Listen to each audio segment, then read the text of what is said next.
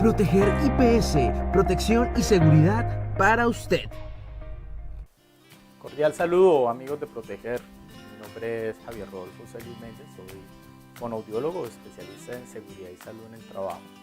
El día de hoy vamos a abordar un tema bastante común y cotidiano, que es la prevención auditiva, ¿sí? Entendiendo como tal como la manera para evitar que nuestros trabajadores sufran una hipoacusia neurosensorial inducida por ruido, específicamente. Como es conocido, en Colombia el nivel de ruido permitido es 85 decibeles para 8 horas. Cualquier sonido por encima de este nivel debe generar una serie de controles por parte de la organización para evitar que nuestros trabajadores padezcan algún tipo de hipoacusia. Es importante aclarar que no solo el ruido genera una pérdida auditiva, hay una serie de factores también que pueden contribuir a la aparición de algún tipo de pérdida auditiva. Entonces es importante determinar. La norma nos explica que generalmente tengo que intervenir primero la fuente, después el medio y por último el trabajador, pero pues por las condiciones y de la forma más común que utilizan las empresas aquí en Colombia, la primera opción siempre es la protección auditiva. Entonces tenemos también que aclarar que la única manera de prevenir, o sea, de hacer una protección de los oídos, es o unas conductas de autocuidado, ¿sí? Evitar la exposición a ruido, o generar una barrera, específicamente la protección auditiva, que serían los tapaoídos, que son, como decía, los de mayor uso generalmente en las organizaciones. Entonces es importante tener en cuenta eso. Por características de la organización, los tapaoídos deben ser seleccionados de acuerdo al nivel de exposición de los trabajadores y el nivel de intensidad de ese ruido en la organización, ¿sí? El nivel de decibeles de alto, porque generalmente escogen al azar qué tapaoídos o a veces por precio.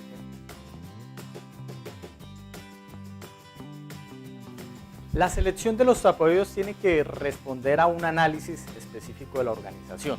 Muchas organizaciones escogen su tapaoído o muchas veces por el precio, ¿sí? El más cómodo del mercado, o por gusto o parecer del de compras o el directo responsable de la compra de los tapaoídos.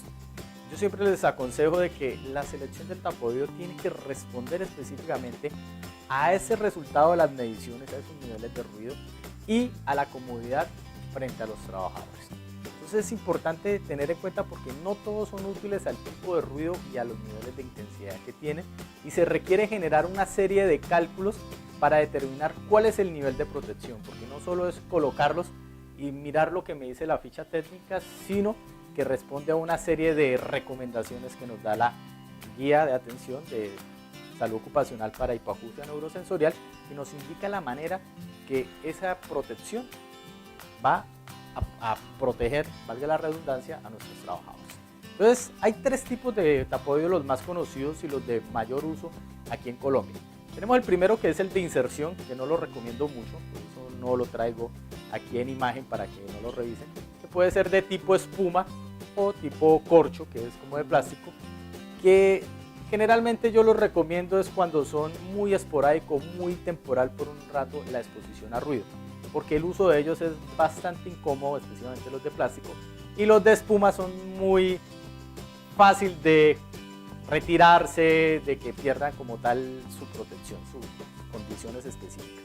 Entonces tenemos la segunda, que son los de copa, que los voy a mostrar específicamente, u orejeras, que lo tenemos de dos maneras. Tenemos los que van solo con la diadema, cuando no requiero de casco en mi labor, y los que van adaptados directamente al casco del trabajador, ¿sí? Estos serían los orejera o tipo copa, que es como normalmente se conoce. Y tenemos los terceros, que son los anatómicos de silicona vulcanizada, que son específicamente eso. ¿Qué características tienen estos de silicona vulcanizada ergonómicos? Que vienen ajustados a el pabellón de cada trabajador. Vienen adaptados a sus condiciones, al tamaño de su oreja y de su conducto específico. Por lo tanto, son mucho más cómodos. Asimismo, si se realizan con la vulcanizada, que es esta característica o recubrimiento brillante, me da un poco más de tiempo de durabilidad. con un buen cuidado estos protectores nos pueden durar un año o un poco más específicamente, siendo también bastante el ahorro frente a los que son desechables y los que normalmente se pierden. Entonces es importante tener en cuenta que tenemos estas dos opciones que recomiendo específicamente como tal. Una vez seleccionamos el oído y el tapaoído, donde identificamos cuál es el más útil, esa debe ser la primera medida de prevención con el oído. Limitar esa dosis de ruido llegue a mis trabajadores. Entonces tenemos los tapaoídos, pero no es necesario, no es lo único que requerimos. ¿Por qué? Porque para poder prevenir, el trabajador debe reconocer que el ruido es un agente nocivo para la audición, porque no solamente vamos a tener ruido en el trabajo, tenemos ruido en la vida cotidiana, tenemos ruido en el tráfico, tenemos ruido en hábitos como la discoteca o como la escuchar música con auriculares. Entonces, cuando le digo al trabajador que reconozca este riesgo, específicamente estoy diciendo limite esa exposición. No estamos diciendo no lo haga, húyale, sino que tiene que tener en cuenta que si es bastante tiempo puede afectar mi audición. Sumado a mi exposición laboral, pues aumento el riesgo de padecer una hipoacusia. Entonces ahí es donde tenemos que hacer una educación del trabajador que aprenda a reconocer estas fuentes de ruido y qué tan nocivo puede llegar a ser, o sea, cuál es la consecuencia de estas malas prácticas.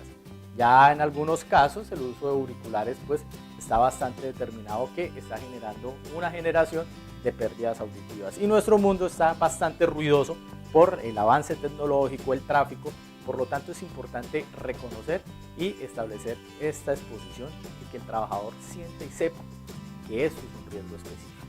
Por último, tenemos algunos agentes que son tóxicos para el oído, digamos las exposiciones a plomo en minas de plomo o las personas que trabajan con plomo es bastante tóxico, por lo tanto es importante disminuir esa exposición. Entonces son otros ambientes de la organización, no solamente ruido, sino también cuando tengo estos agentes químicos que pueden generar problemas de la audición, donde debo evitar que se absorban en el cuerpo. Entonces esta es otra de las áreas. Y la última son los medicamentos que llamamos ototóxicos. Ototóxico es que genera una pérdida auditiva. Dentro de los más conocidos están algunos antibióticos, ¿sí?, de bastante uso, como la gentamicina, que es bastante reconocida, y analgésicos como el naproxeno, entre otros. Entonces ahí también es importante que esta educación que se hace, se le diga al trabajador cuándo estos medicamentos pueden ser ototóxicos, porque es importante también que si yo estoy con una exposición a ruido y a la vez un ototóxico, pues las probabilidades se me van a aumentar. Entonces es importante discutirlo con el médico frente a qué tratamiento igual de eficiente pero alternativo para proteger mi audición. Entonces, ¿en qué se resume la protección auditiva? Es las medidas de cuidado laboral como protección auditiva, ¿sí?, específicamente las medidas de autocuidado de limitar la exposición tanto en el ambiente cotidiano como laboral, y por último el autocuidado directo frente a otros tipos de agentes tóxicos para los oídos. Era lo que tenía para comentarles el día de hoy. Nos veremos en una próxima oportunidad. Si les gustó este video, no olvide suscribirse a nuestro canal de YouTube y síganos a través de todas nuestras redes sociales que aparecen en pantalla para que se mantenga informado con todo el contenido que traemos para ustedes. Proteger IPS, protección y seguridad para usted.